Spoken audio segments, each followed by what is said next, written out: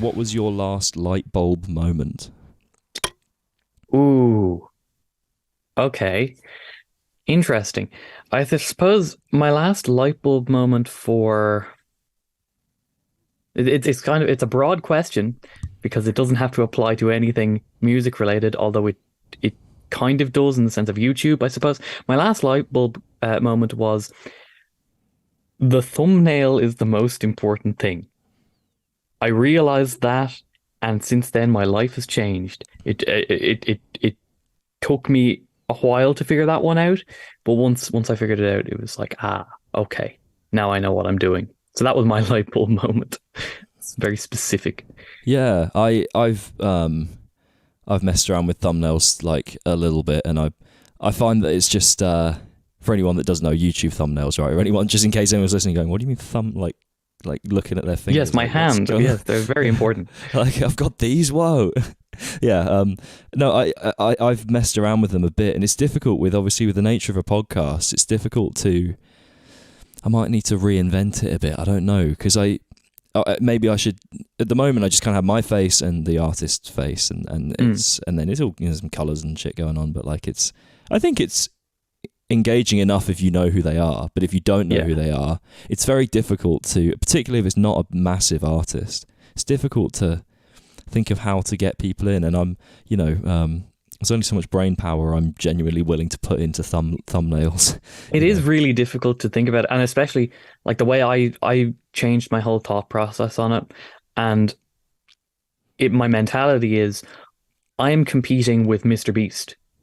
Like there is a solid chance that one of those thumbnails will be in the recommendation beside one of mine. Well, depending on what the viewer is looking at, you're competing with the world, so I need to make mine as best as possible, and I want to outdo all the others in the recommended. So that's the one that you go for, while still not being like completely egregious and like not accurate and portray what's actually in the video. Because if you do that, then it's no point.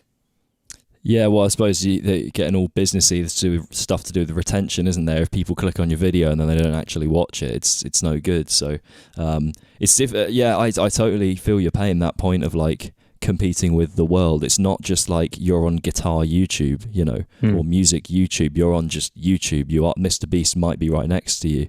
Yeah, there's a guy filling a swimming pool with 1,000 like water balloons or whatever, and I have to talk about a distortion pedal. So like it's very it's competitive, and it's not just limited to that one genre.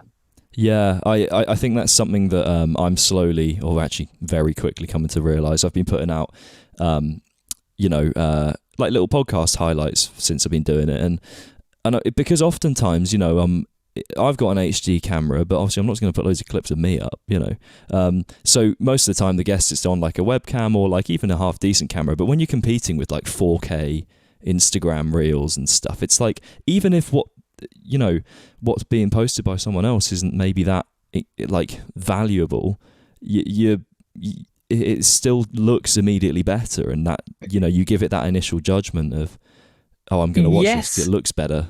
In saying that, though, I actually found, here's another light bulb moment that I found by accident, because everybody on YouTube is what's the best way to describe it? Self-appointed, I would say, because it's just people with a camera, right? There's no qualifications to press record. You just kind of have to figure it out, unless you know it already. And I was one of those had to figure it out. And one of the things that I was doing was I was taking 1080p footage or 4K footage, but I if I was talking about something, I'd grab all my clips of it first, which were always in 720p, pop them into my editing software, and then do all my editing with my recorded footage. And the way that my editing software works is I didn't know this at the time, is that if you pop whatever the first clip you use is what it sets the resolution to at the end. So I was putting my 720p footage in, which is not HD, not even remotely close, and then putting my HD or 4K after it. The video was coming out at 720. But I realized, I didn't know why this was happening. I thought it was something to do with my footage or whatever. I eventually figured it out after many hundreds of thousands of views on 720p footage. And but the realization to me there was quality is important. It's nice to have, but it's not, as long as you're talking about something interesting, you could be uploading it as like 7 pixels. Really it's not as important as the content, because that or at least that's what I found, because I was uploading terrible quality footage for years and people still watched it. Yeah, it's a weird one. I do think you can overthink. Going back to Mr. Beast, the thing I think that the point he makes really well is just that as a content creator, and this can definitely go into the musical world, is that if you make good shit, people will watch it. You know, like. But I think the only issue I have with that kind of mindset nowadays is that when you, with regards to short form content, I don't think it's necessarily about making. I think we've conflated the ideas societally in terms of what we look at, you know, and as content creators, there's this conflation between valuable content and content that makes you watch it, like it makes you engaged, like if I'm scrolling through TikTok or Instagram, if I see like a funny video, the chance I'm going to send it, you know, it could be completely, it could, you know, just no value to me personally whatsoever, apart from the comedic kind of bit, but maybe I'm not really even looking for that. Whereas say a guitar video, like something more educational or something that is thought-provoking, I would deem valuable. But if I'm just in a bit of a lazy mood, I'm going to scroll straight past it. So what's happening, I think we're rewarding things that are just like that grab your attention, not that provide value. So I do disagree with Mr. Beast in some ways, because that can even apply actually to longer form YouTube videos as well. Yeah, and you're finding that like actually in what you're saying, we're talking about competing. My long form videos are also competing with all the shorts that are 60 seconds or less, and then those ones are competing with grabbing your attention, but like half the screen is a Subway Surfers thing to try, because you've got you've got a low attention span, so you'll be hearing whatever they're talking about, but you're actually just watching, you know, the Subway Surfer thing or like a GTA car flip or whatever, and it's always the same video. It's always just the same clip of that, but it's put there to grab your attention. So you're actually competing. You're really just competing for attention in the current stream of things, and I just hate short form content. I can't make it. I just can't do it. I'd much rather waffle for 40 minutes about something that I think is interesting than try and compress it all down to 60 seconds. I just can't make it personally. I can't. I have to say I don't really enjoy the grind of like I've been making. So every podcast I'll clip some reels up, you know, and it'll be between like, I don't know, 1 and 3 reels, depending on. Some people are just more clippable than others, even if they're not necessarily more like quote unquote interesting. You know, some people just say things in a more clippable way. So it's really nice and easy. Some podcasts I go in and there's just a minute where they've just said like a really nice thing, like bookended, and I'm just like, yes, that's so easy. Other people, there'll be 10 minutes of really great stuff. And I'm like, how do I make this into a 40-second video that's actually valuable and gets all of it? And the answer is you don't really. You miss a lot. Yeah. You miss a lot of context. But yeah, it's good. I think there's some credit to be had for just doing what you enjoy, because then you draw, hopefully, the audience that enjoys the same things that you enjoy creating, if that makes sense. If you found that your audience sort of does represent what you is sort of aligned with your values in that way? In a sense. See, I've always thought that, well, if you're thinking it's someone else's, but I'll find that my audience is made up of people who like me and who don't like me. So it kind of works in the way that some of them agree, some of them don't. I did a thing. I was talking to another person about negativity and positivity and that sort of thing. One of the most common comments I receive is, "You're just negative." But I counted it up. Less than half my videos are negative, and the rest are either neutral or positive.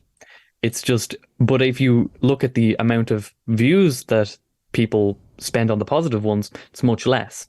I like to think that I provide everything, and it's up to the viewer to watch what they want to watch. And it just seems that a lot of people want to watch the negative stuff, but I'm more than happy doing the positive stuff too, because I actually do more positive stuff than negative stuff. Yeah. What's that on that kind of topic of the stuff that's maybe more like inflammatory? And I don't mean that in a way of like sort of purposefully. Controversial, I suppose. Yeah, it's probably, yeah, and even controversial maybe isn't the right word, because it's like I've seen your more sort of controversial videos, and you know, that's when you actually watch them. Again, it's things like the thumbnails, right, and the titles and things. You might, if you don't watch the video, you might think it's controversial until you actually go and look and see, oh, what's this guy talking about? And what's the kind of response been in terms of your growth? What's the response been? Have you got a sort of a balance of like people going, oh, this is great, well done for picking up on this? And then, yeah, so it used to be death threats, and okay. and now it's more pat on the back, well done you. Yeah. So it's very much grown as the channel has grown. It's weird. Like, I'll see patterns. I'll see people will agree with what I've said for months or years, and they'll be active commenters, and then there'll be one topic that they disagree with, unsubscribed, whatever.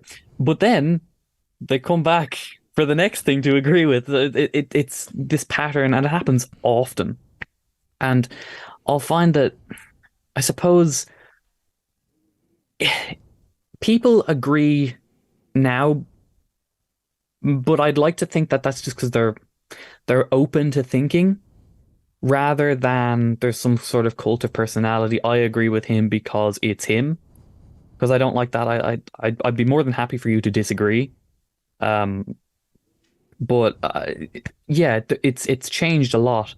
People are now a lot more receptive to the videos that I make that are the controversial ones. Yeah. It's. Do you ever kind of worry when you're putting them? I'm guessing you must be quite thorough, because otherwise you risk really getting in some sort of deep water with some of the particularly companies, right? Less so maybe individuals, more so big corporate entities. You know, Gibson and people like this. You know, if you go getting something wrong to a degree that they could deem as essential. Is it? I wouldn't say illegal. That's not the word, is it? But well, like, yeah, I mean, yeah, you're technically right. They're the legalities of defamation or libel. Yeah, of course, you always run the risk of some sort of lawsuit. Many have threatened. It's interesting. Like, from the beginning, when I was doing controversial videos, I knew that there was the risk there, so I script every word. Like some of the smaller videos. Actually, no, yeah, I really do. Even the smaller videos, I script everything. So, but I script every word, every possibility. I need to restructure that sentence. If it's a big video, some of the videos I spend months on. I'm working on one of them at the moment, and I've got a folder like with, I need this, can't say that, you can say that, word it this way, so that you are portraying the truth, and it's still going to be an uncomfortable truth for whoever or whatever I'm talking about, but it's not one that won't stand in court. That's how I script them from the very beginning. How could I argue this in a court? And I've never had to go there, because what does happen, like I said, I get the threats of, I'm going to talk to my lawyer. Okay. It's never expanded from there. The lawyer has never contacted me. It's never gone on there. Like, a legal threat is a cease and desist. I've never got one of them. I'm sure I will. I have no doubt about it that I will. But yeah, a lot of it's bravado built up, those threats, because I'm very confident in the things that I say. What's your kind of opinion on so obviously part of what, you know, obviously kind of but one of the sort of good things about the internet, I guess, is particularly big companies, if they try and get away with anything really, there's going to be someone that pulls them up on that, you know, and right down to the level of like, I have a garage next door to me that did a shit job on my car, so I left them a crappy review online, and you know, it's the same kind of deal. The internet kind of provides this platform to sort of weigh up, you know, businesses and actually essentially people as well, because, you know, people kind of become these brands. So there's a positives there, but there's also obviously, like I said, there's that risk that if you do get something wrong, or even if not you get something wrong, but even if something is portrayed in a way that could be, I guess, not defamatory, not in the legal sense, but could, I don't know, negatively reflect upon the person that you're talking about. Do you ever worry, where do you find that balance of like, or where do you think that balance sits of the benefits and costs of this kind of ability to critique people, but then the risk of, you know? I believe that the benefits far outweigh the negatives, but it's all about responsibility. Like, if I get something wrong, and I'm not saying that I haven't, I have got stuff wrong, but what you'll also find is when I get the stuff wrong, there's also an immediate correction. Once I figure it out, once I find out, once I'm told that's incorrect, there will be a follow-up, a presentation of, here's an update, here's the fact. I might pin a comment on the original. I can even, on YouTube, I can remove that section if it's completely incorrect. You know, I can remove it. So if you're not doing that, though, if you're completely wrong and you completely ignore that, then that's probably not a good thing. Still, though, the benefits of people having a voice far outweighs the negatives of it. Mm. Yeah, it's interesting to see how people interact.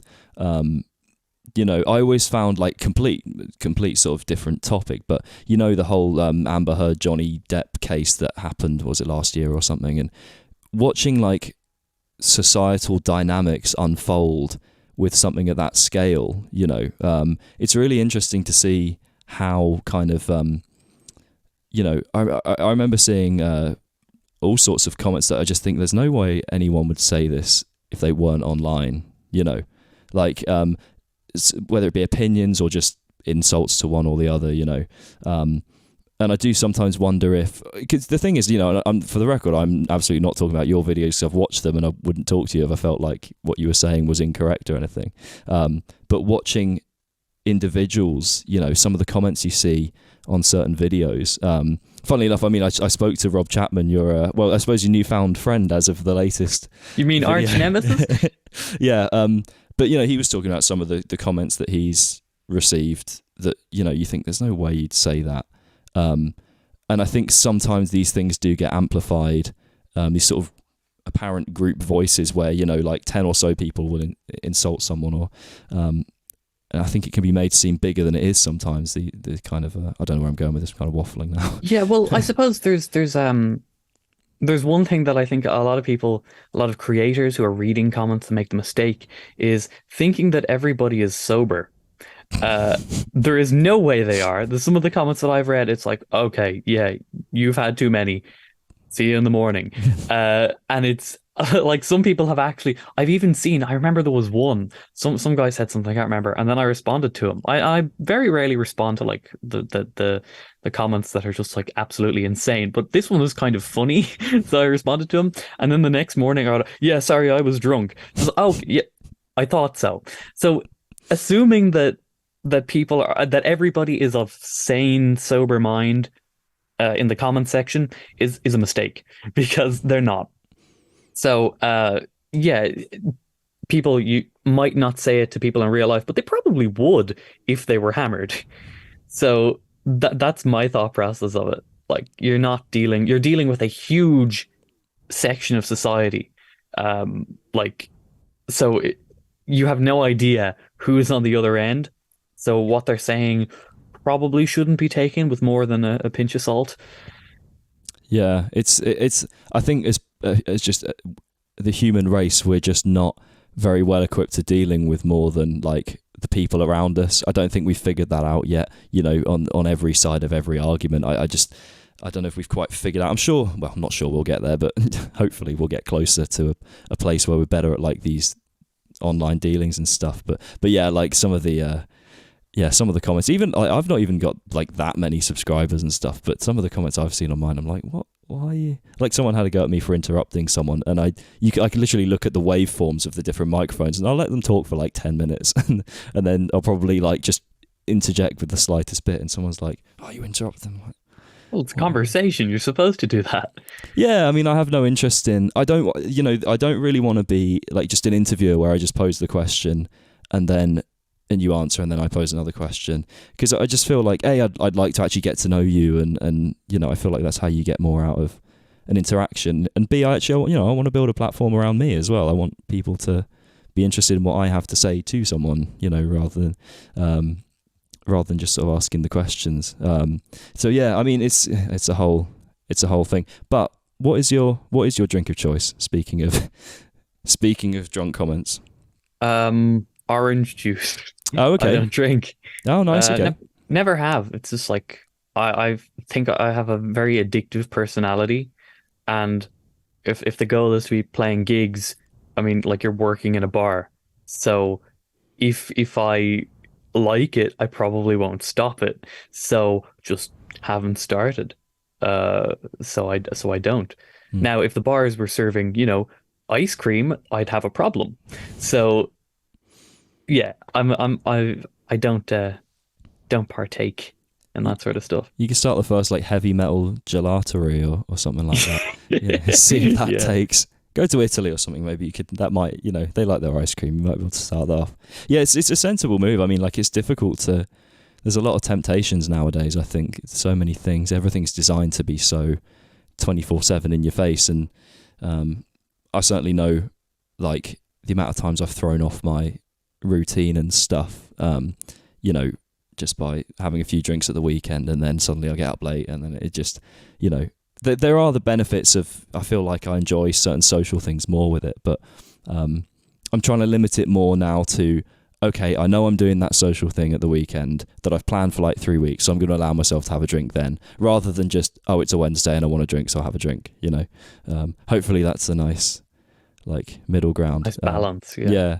So what, in terms of, like, obviously, a lot of people will have seen the more, like you said, a lot of people will have seen the more, like, sort of negative, I guess, videos popping up. Well, they're naturally the ones that get more views.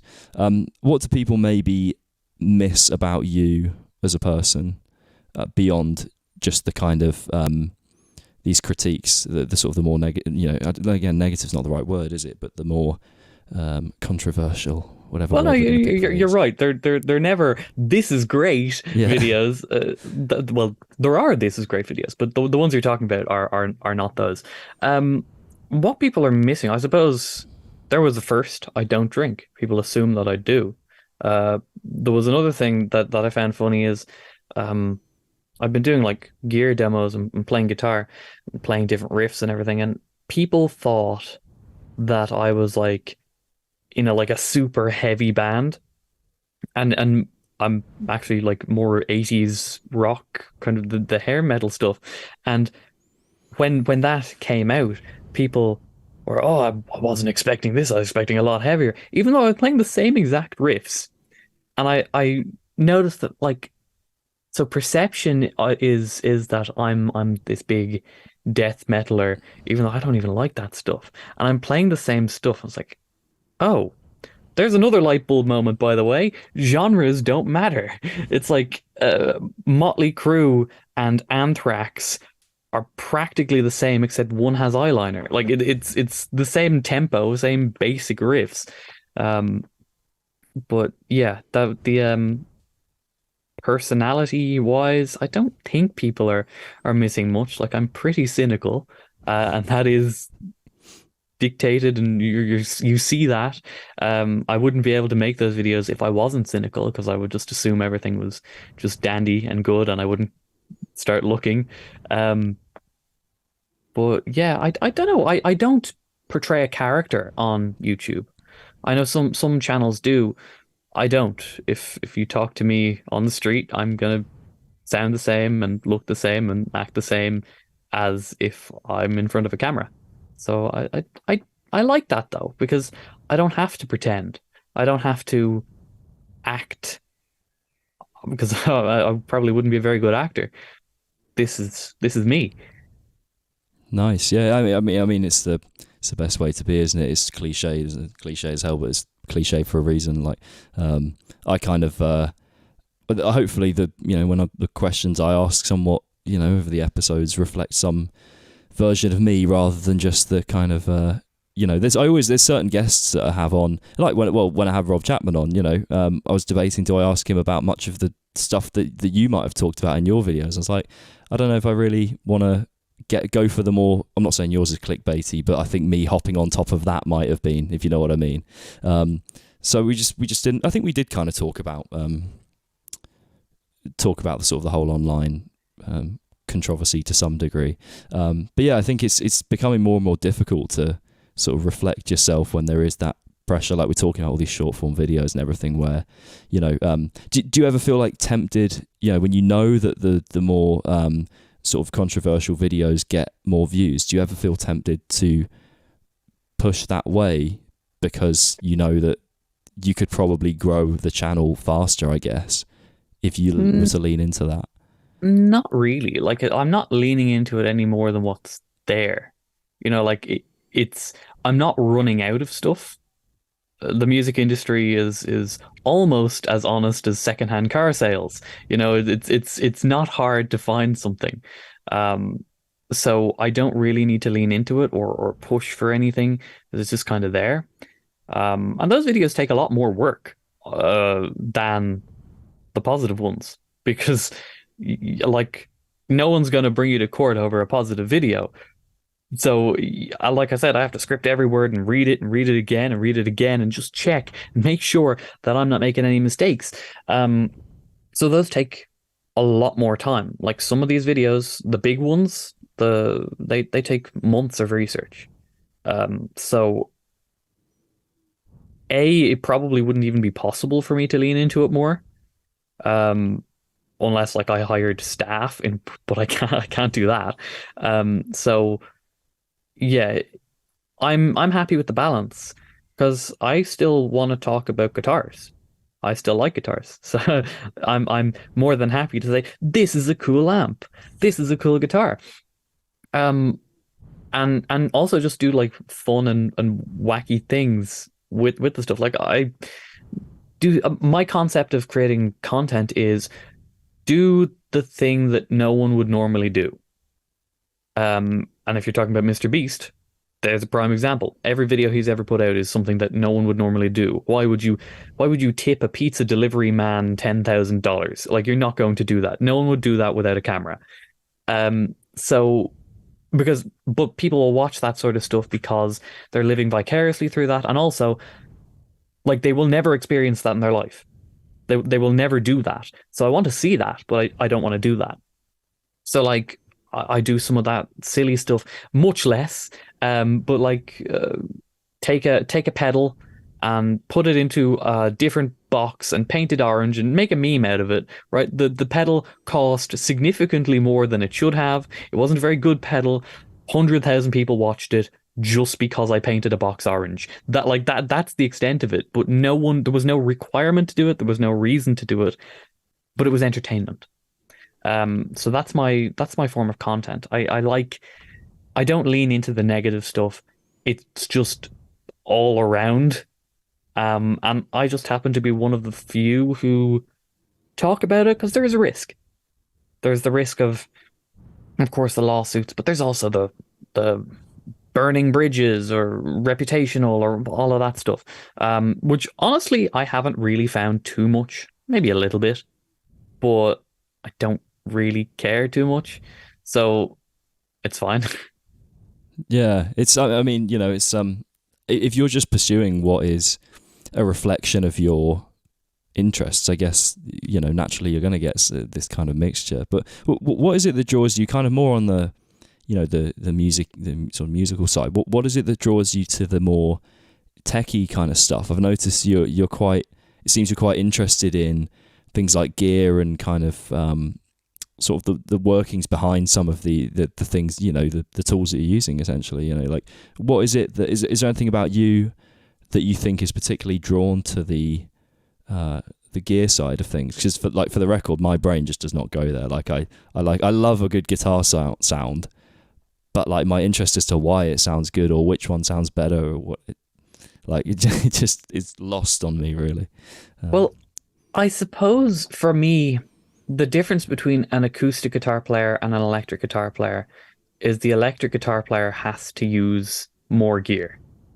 If you're just trying to hear the guitar, you don't really need a lot of gear. But like that's the benefit of electric guitar. You can put a phaser on it or a wah or something. You can't do that with an acoustic. So to me, I learned how to play the guitar, but I also wanted to learn, I'm hearing songs and when I was learning guitar, I'm hearing these songs and I want to sound like them, and I can then play the bits, but it still doesn't sound like it because that one's got delay and it's got reverb and there's a flanger on it or something. Why? How does that work? So to me, I wasn't interested in gear. I was learning gear like I was learning guitar. Why does that sound like that? How can I sound like that? What can I use to sound like that? Um, and it just kind of went from there because once I have the base knowledge of how the stuff works, then like I'm hearing like the 80s guitar players were a really big inspiration to me. And uh probably what really pushed me on the more gear journey, I suppose, is one of my favorite bands was Wasp. And they sounded they sounded like Wasp. That was the sound. And then they stopped sounding like Wasp in the 90s and onwards. The guitar sound changed, and I didn't know why. And then my band got an opportunity to support the original guitar player from Wasp, and we were there at soundcheck, and he hit one chord, and I just that's the sound that went missing. And I was talking to him, and I learned how he did it, and I wanted to do it too.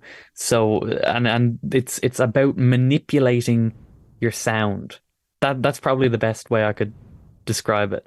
Gear is how you can manipulate your sound, and if you can learn how to do that, um, I just think it's more fun. Yeah, I mean that's the best answer. It's more fun, it's the driver behind most of this, isn't it? So if you, yeah, what is it that particularly draws you to then, sort of going and sharing that sort of passion with other people in sort of video form? Why, because obviously you could sit and have fun with that without sharing that with anyone. What is it that draws you to actually sharing that with people?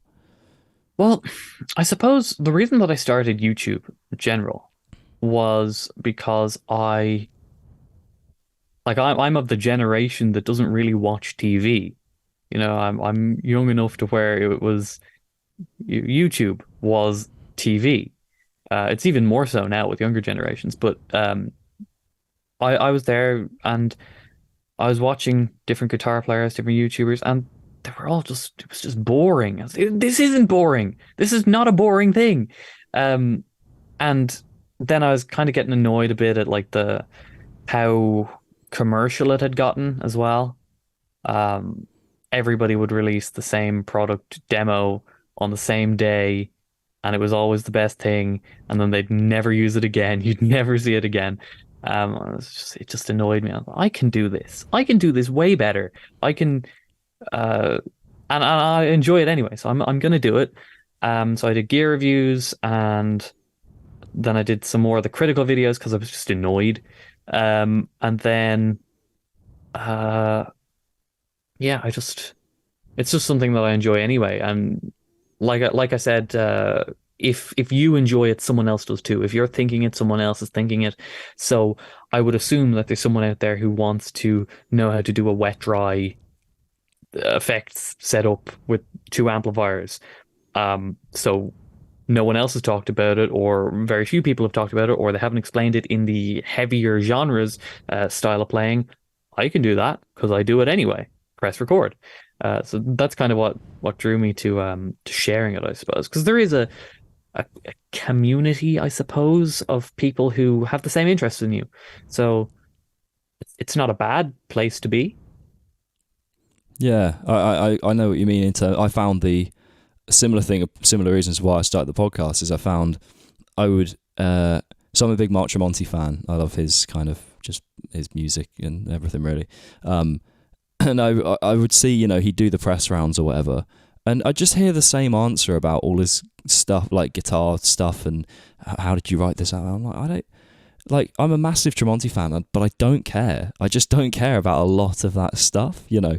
I'm more interested in hearing a conversation with him about his life, you know, than I am about... Again, obviously, someone like you, for example, might be interested in, like, his amp and his guitar tone and all of that.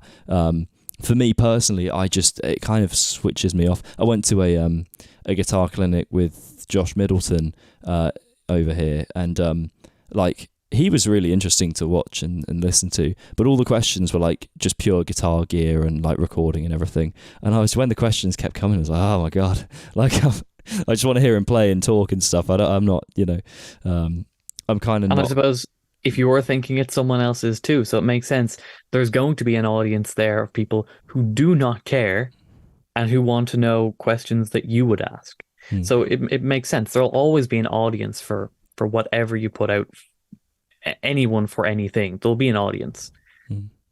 Yeah, and with that kind of when you talk about obviously YouTube, sort of the way YouTube has grown into kind of this, it is now TV essentially. It's kind of taking that place of what TV I guess was. What do you think in terms of like? It's a bit of a segue, actually. It's more of a segue than I thought it was going to be. But in terms of the industry as a whole, you know, I mean, you can kind of tie YouTube and everything into this, but what do you think it's kind of doing right at the moment, and what's it doing wrong, and maybe like where's it going? Yeah, if you were to, I know the industry by sort of the when I say the industry, I mean the industry you tend to talk about, which tends to be more the gear, that kind of thing. Where's it going right? Where's it going wrong? Like? All right. It's a strange one because there are very few people who do what I do, which is the more critical stuff. And it's not like it's hard to do.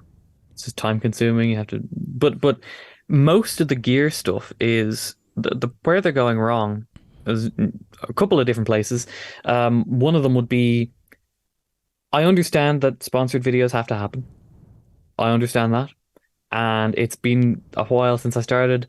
A lot more people are disclosing, yes, these are sponsored videos. That wasn't always the case.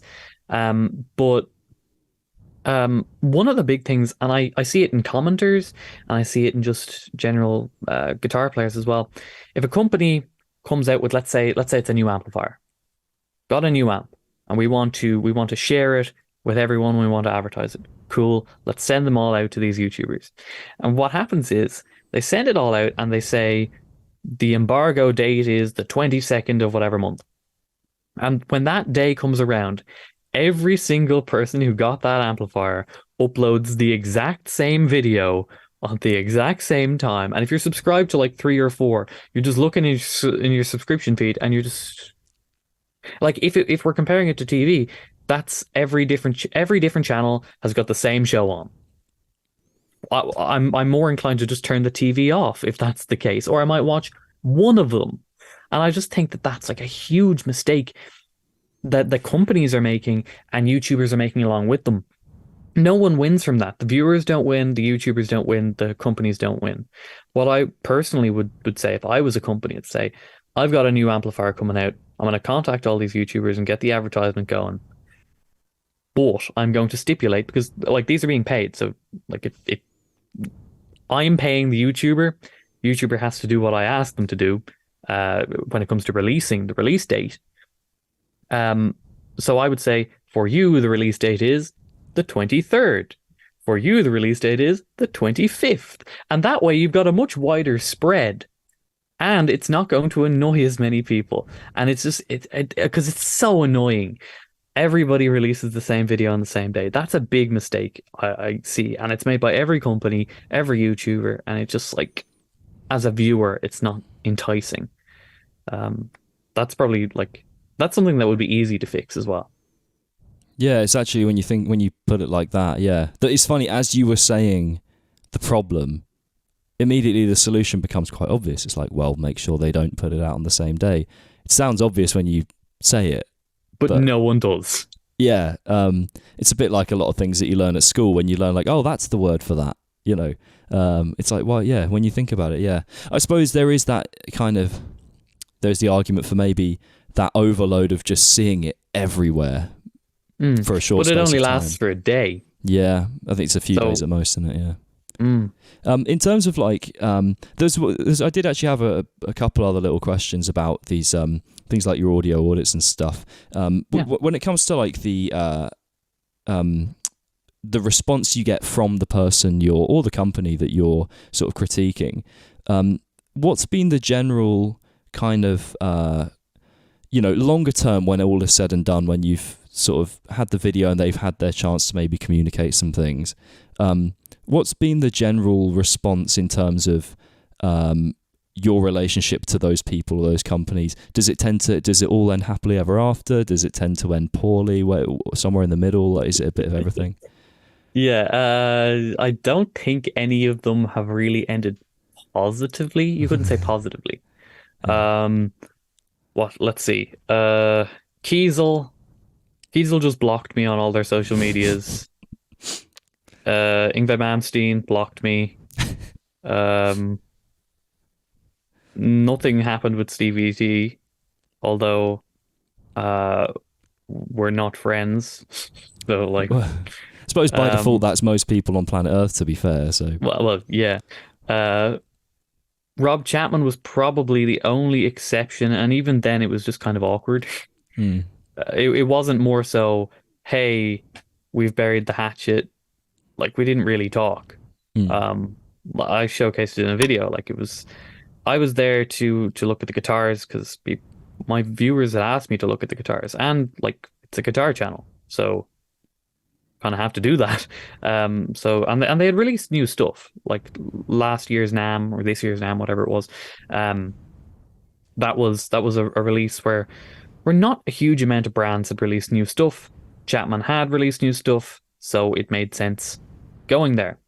Did the video, and then only at the end, when I was just getting some shots of the guitars, did Rob ask for a selfie. And that was kind of that was the day we took a selfie. It was posted up on Instagram. It kind of broke the guitar internet for a few minutes. But that was that. And it kind of left a lot more unanswered than answered. So I went back the next day. We had a brief conversation, but it was all recorded, and nothing was really achieved. But it also wasn't like a bare knuckle boxing fight in the middle of the floor. So that was probably the most. It's not it's neutral, I suppose, would be the best way to describe it. Neutral outcome, and like I have this reputation for all these negative videos, but I really can't think of too many other videos about companies or YouTubers or whatever that there have been. Like, there's the big ones that I've mentioned. I can't really think of any others. I'm sure there are, but most of them aren't that negative. A lot of them, especially now, are just covering. I'm not going to call it news, but like, it could be considered news. Just if a company does something and they're getting some heat online for it, I might cover that as a story. I might contact them and ask for comment. I might do these different things as more coverage than critical videos. Of course, they're not going to be interpreted as anything other than the negative guys being negative. But yeah, there aren't actually as many negative videos as people might think there are. But yeah. but the ones that are negative do not end positively for the most part. Yeah, I was just interested to hear if maybe there had been any sort of happy endings, sort of, but like I said, I suppose if you haven't, when grand scheme of things, if you've not actually done so many of these videos, it just appears, I guess, that you have because of the nature of the amount of views that they get.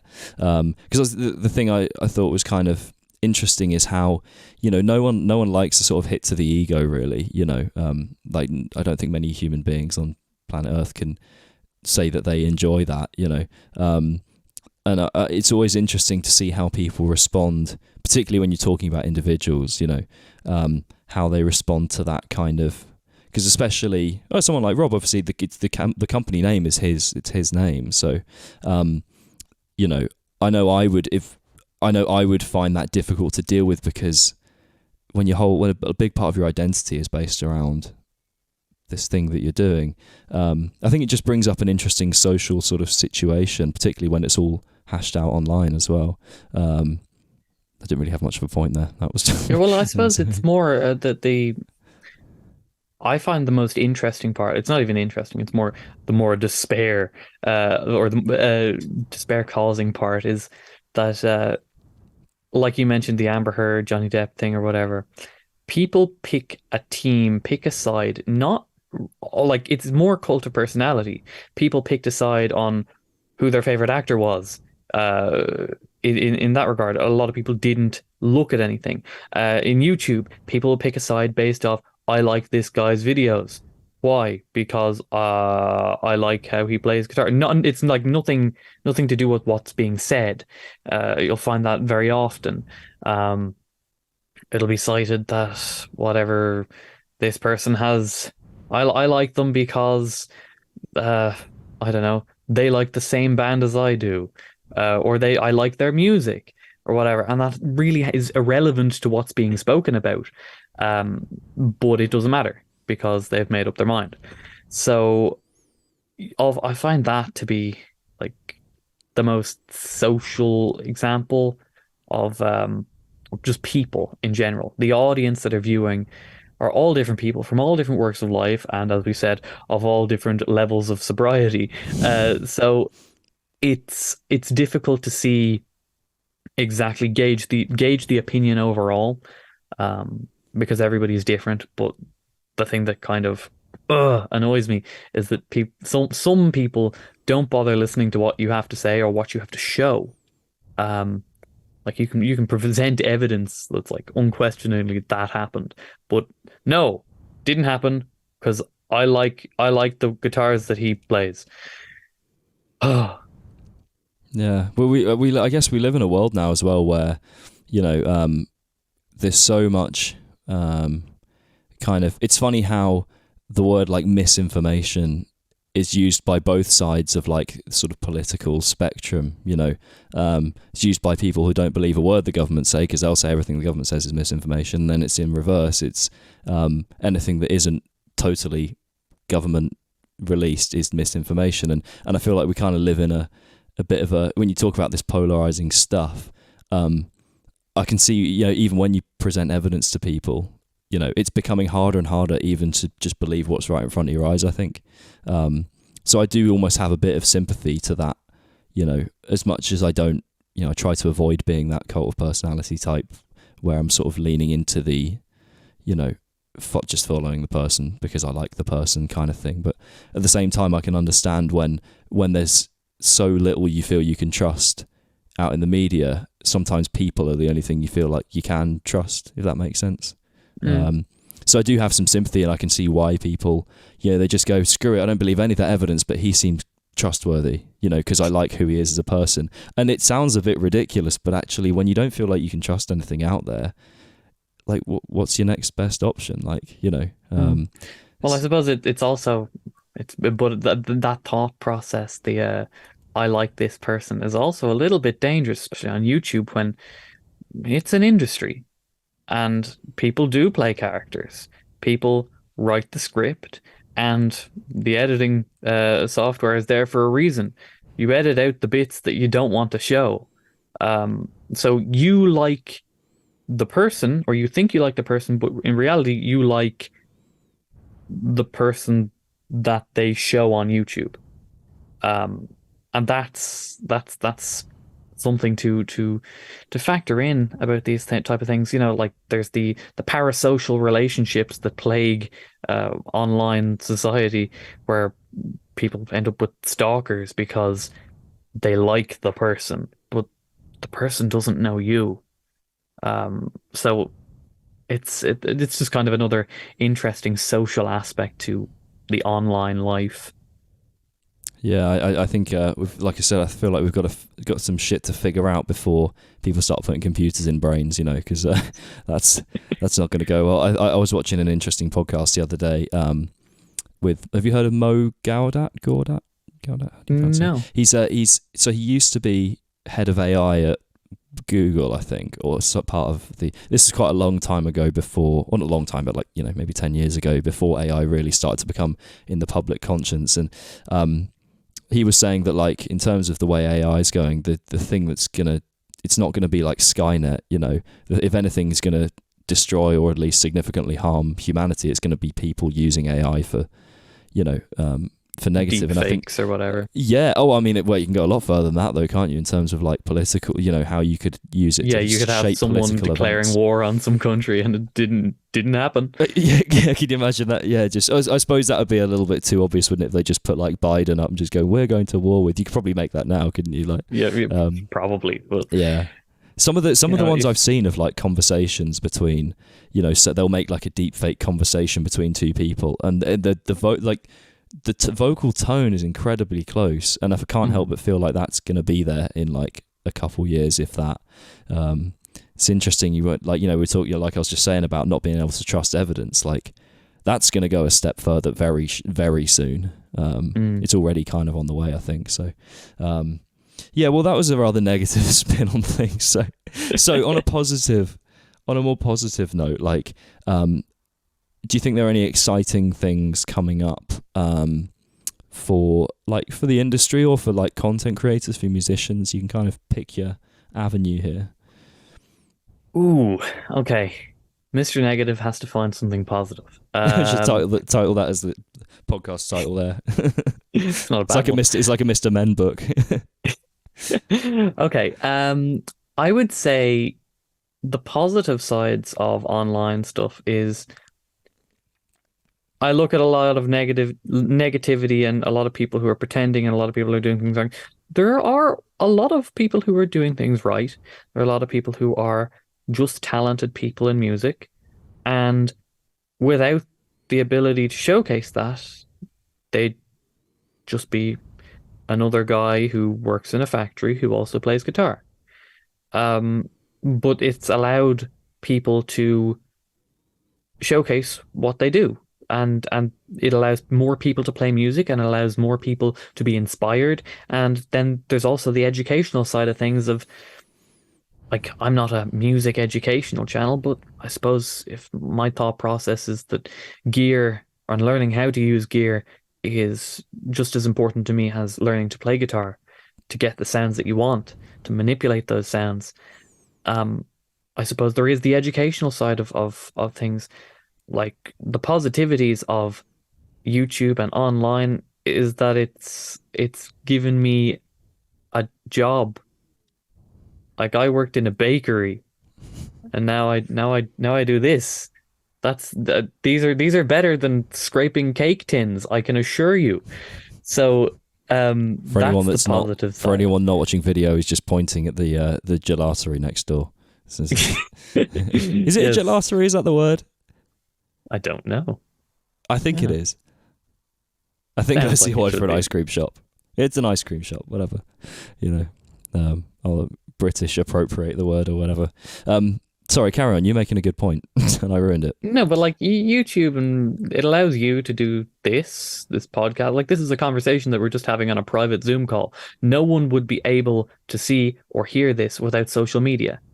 And no one would be able to see or hear the guitars and the gear and the music and the playing that I'm doing without uploading it to YouTube and Instagram and that sort of stuff. So there's a huge amount of negativity online, huge amount, and I contribute to it, kind of.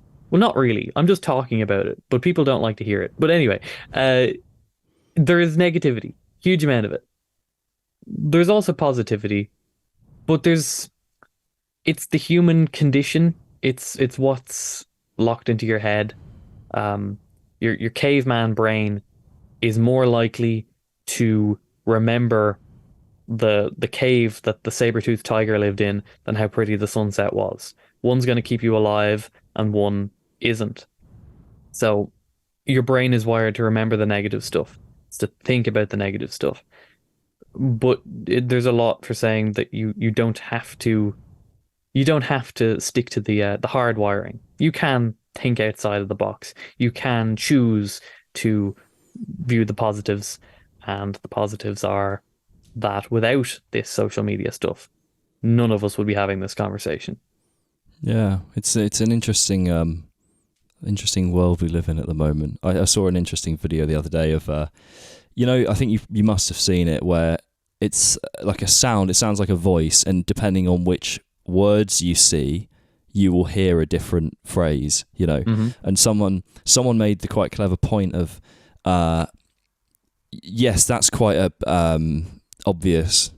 You can show that video to someone and go, oh, that's cool. You hear different things, but then can you extrapolate that further to the point of like, how much does our perception shape how we interpret what, how much do things like our past experience and sort of affect how we interpret day-to-day things? Is that, that might just be evidence that we can hear different things depending on what we look at. It might be evidence of something a lot more profound than that.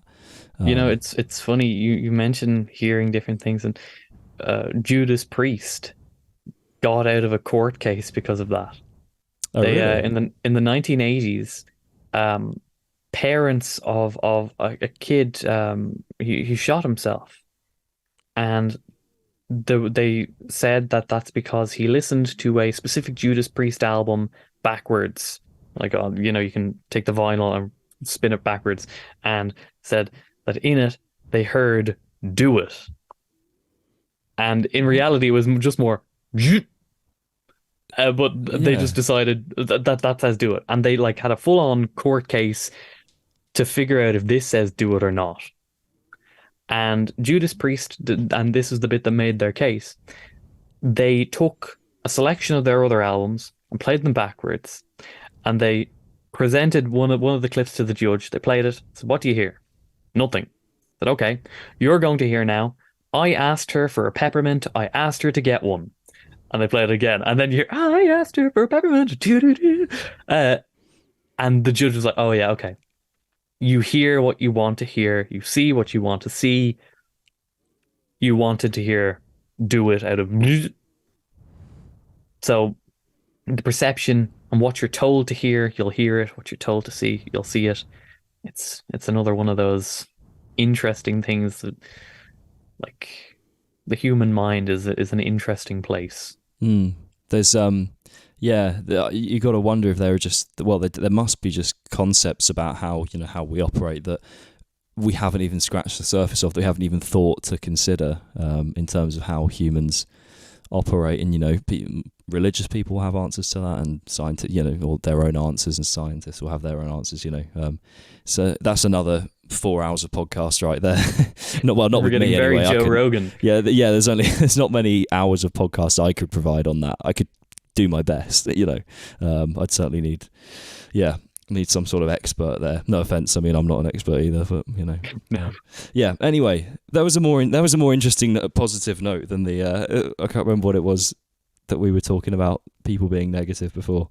So that's a more what's the word? Thought-provoking note to close on, I think, which is cool. Yeah. So if we could get a question to start the next podcast, and yes, an artist you'd like to plug to the world. That'd be good. Okay, so I'll start with the artist then. There is a band out of Nashville called Denman, Denman, and they're like the revival of 80s hard rock. Great riffs, just really great guitar playing, amazing sounds, almost entirely unknown. So that would be my shout out to them. And then I prepped this question because I didn't know whether this was going to be like asked to a guitar player or asked to just music in general. So I decided to go music in general to be nice and broad. Every bit of music has means something to people. I want to know, what is the album that encapsulates your teenage years? Because almost everybody got into music during teenage years. What's the album that's the one when you were a teenager? That would be my question to whoever gets to receive it. Excellent question. Yeah, I'm trying to think of mine now. I know it's a good question when it makes me think of my answer to the question. I can't think what my... there's a few that come to mind, to be fair. Depends which stage. I've got a few teenage stages that might that might come out of. Yeah, wicked, man. But is there anything you want to sort of plug to the world to finish up for yourself? I've got a YouTube channel called KDH. I'm very negative there. But if you want positivity, I play in a rock band that's called W.A.L.K.E.R. You can find it at W.A.L.K.E.R Band on pretty much any social media. And like the songs are all happy because a lot of songs are negative and angry. So I decided to write some songs that were more uplifting, but they still have super heavy guitar chugs and stuff. So that's my plugs.